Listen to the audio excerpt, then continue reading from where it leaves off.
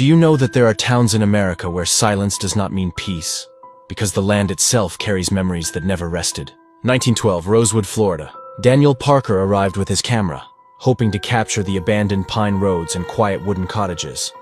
The morning sun glowed through the trees, but the first sound he heard was not birdsong. It was footsteps behind him. Slow, heavy, matching his pace exactly. He turned, but the road stood empty. His camera lens fogged over as if someone breathed across it. A woman's scream drifted from a house deep in the brush. It was not sharp. It was not desperate.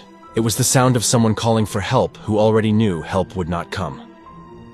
Daniel approached slowly, and the front door moved inward, pushed from the inside by an unseen hand. A second knock hit the wood, shaking dust from the frame. He ran toward the church, but before he reached the steps, the bell rang once through the still air. The rope hung motionless. Shadows moved across the windows as if dozens of people shifted in the pews, rising together, watching him. A child's voice whispered behind him, "Do not stay." Daniel backed away, but the forest darkened, even though the sun was still above the tree line.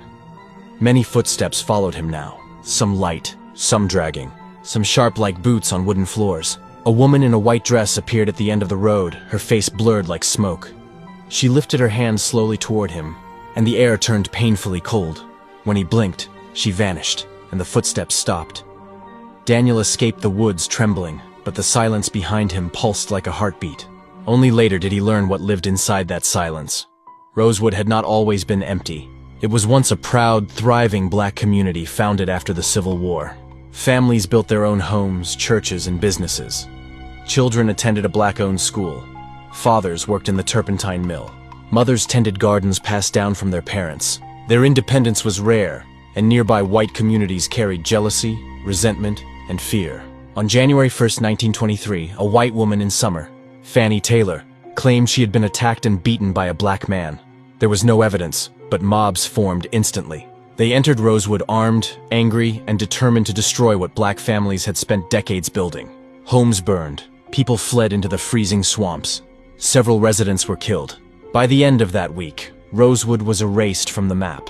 The survivors never rebuilt, but the land absorbed every cry, every prayer, and every unfinished breath. That is why footsteps follow visitors.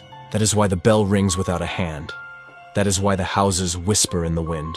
The spirits of Rosewood walk the roads they were forced to abandon, searching for the peace history never allowed them to have.